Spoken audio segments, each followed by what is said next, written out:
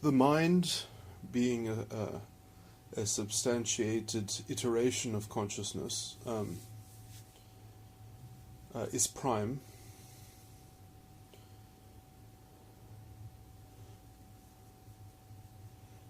It cannot be captured, can only be modeled.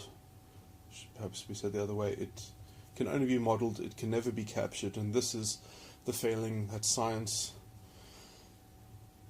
is loggerheads in, because it cannot. The methodology of falsification, of testing something to be false, is only an exercise of garnering knowledge if you conceive that there is no prime subject. And in fact, philosophically, this is why science runs out of itself, and it kind of has to just start off with a kind of very base presumption which runs dry and has even exhausted it has been exhausted by empirical observation. Science has philosophically debunked itself. The non-deterministic basis of reality is defiant to the scientific methodology. And this is kind of covered over by using significant figures and by having a weird consideration of a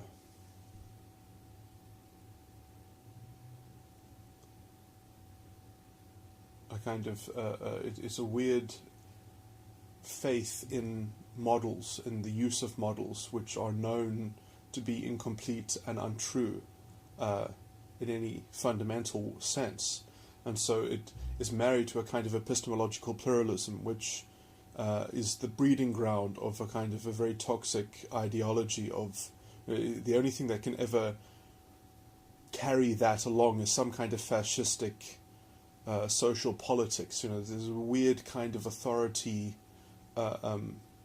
conceptualization that you're just part of this mainstream that and everything has value by how much it worships its orthodoxy, its kind of dogmatic current of we're part of this mainstream, so it has to kind of be quite an aggressive orthodoxy. And when this consciousness kind of translates into a political you get the fascistic personalities that love this kind of toxic social politics. It breeds a toxic social politics which has even been modeled. The scientific authority of the white lab coat has been modeled by the social justice, the so-called social justice crowd, and the social justice ideology, which is really Nazi philosophy, very thinly veiled, but it's exactly the same kind of progressivism that fueled the dissatisfaction marches and the Nuremberg rallies. It is the same ethos of wanting an authoritarian, to intervene and mediate between identity groups, that all you have to do is set up a matrix of categorization that has this kind of abstract extension into the future and the past, and that you've got this way of conceiving of reality that controls both future prediction and past experience. And so you've got this kind of strange privilege in the present which has to exist by setting itself up as a counter-privilege to the stupidity of not being part of that mainstream. And so you see, this is the kind of the culture in science which has just been replicated now on the social level. It's very linked, let's say, legally to legal positivism. It's the same sort of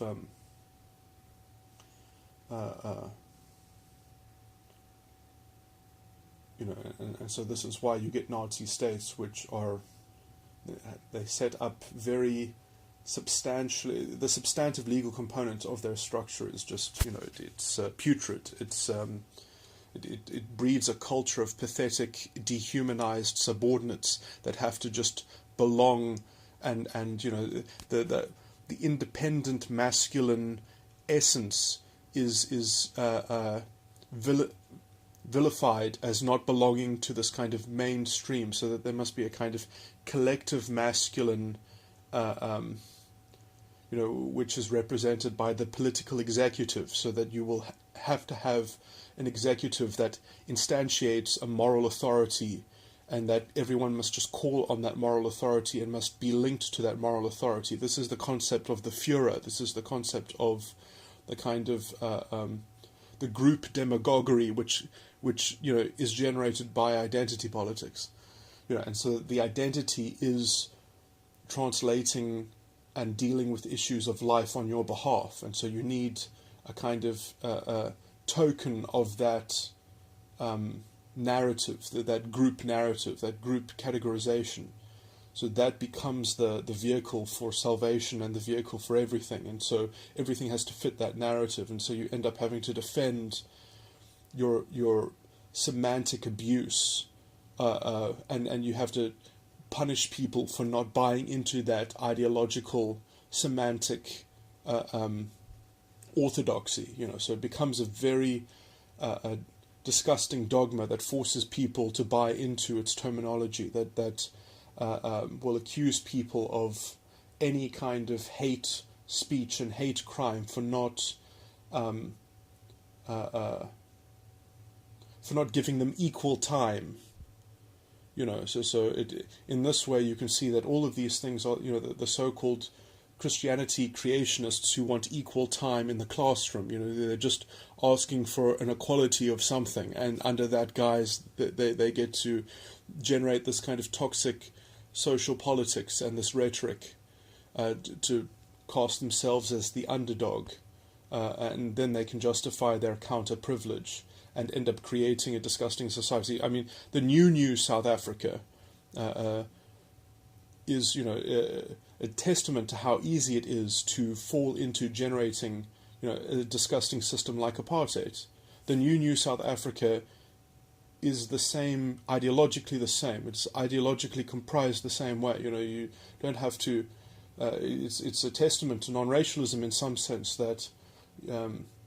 That political establishment can be taken over and effectively generate the exact kind of consciousness which was and philosophical ideology that was at the base of apartheid has re-emerged just in the under the banner of the previously oppressed. I mean, this is how fascists have always conceptualized themselves, as the previously oppressed, as the Afrikaners were oppressed by the British, and as the Germans were oppressed by, in their propaganda, by being betrayed in World War I and such. It's and how they were oppressed by the Treaty of Versailles, and how there's an ongoing conspiracy. There has to be an ongoing oppression to justify, that you need to protect, you need to set up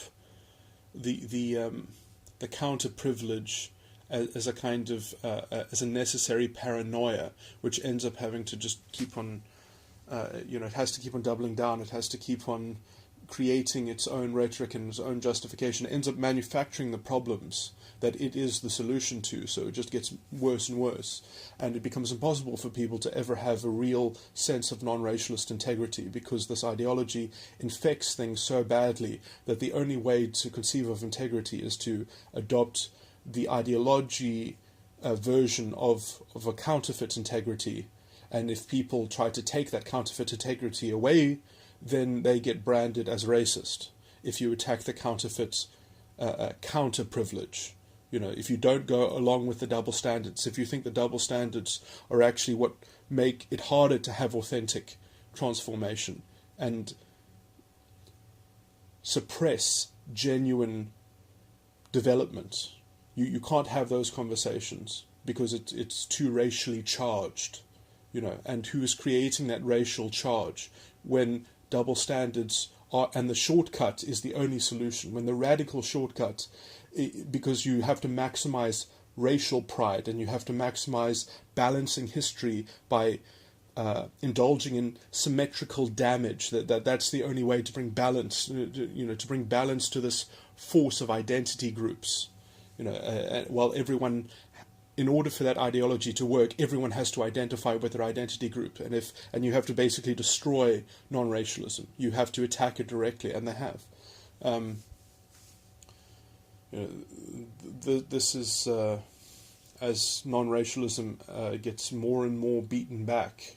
The state will get more and more ineffective because it will have stupid policy that will mismanage things. If you don't have non-racialist policy, it cannot be intelligent policy, because it won't deal with reality. It deals with the ideological counterfeit of the issues, because it is just trying to balance things out between these groups. It doesn't have its own sense of a universal reason. It is not reasonable on the level of generating authentic integrity. It's not interested in integrity. It's interested in getting even. It's interested in revenge politics. This is how the toxic social politics feeds this ideology, and you can see it in the antagonism of the so-called scientific group or whatever. But I've made the case. I've got an essay somewhere as well about how the model of science was the model for this social justice, radical social justice, hysteria. But I mean, it's exactly the same as what happened in Weimar Germany. I mean, it's exactly the same cultural shift. It's manifesting the same way. It's so much easier to pander to people's sense of, oh no, we can all have some kind of separate but equal narcissism. And isn't it wonderful to indulge in that? You can use this ideology as you take some pain now, and we promise that in the future, we'll stop it at some point when there's some break-even point. But it's impossible. You can't have. As soon as you have epistemological pluralism, you cannot have a stable state that's based on reason and individual integrity. You have to have a kind of collective toxic social politics.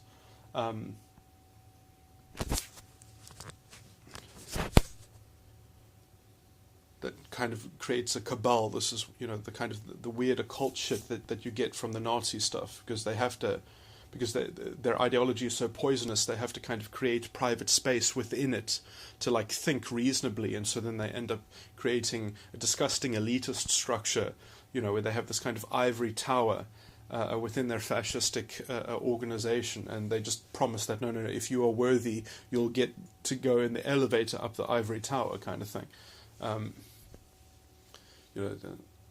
It's also, people can have the sense that the elites are controlling us. We don't have to be accountable as an electorate. We don't have to have an open democracy. We don't need to have. We don't need to justify what we say. We only need to justify it in the in-group, and the in-group then has this disgusting character to it, of this weird sort of in-group preference, and that is the justification for, so it's resenting privilege as the justification for ideological privilege. I mean, yes, something like privilege exists, so what? Ignore it until it goes away. If it goes away, maybe it never goes away. It's irrelevant in the greater scheme of things. To focus on that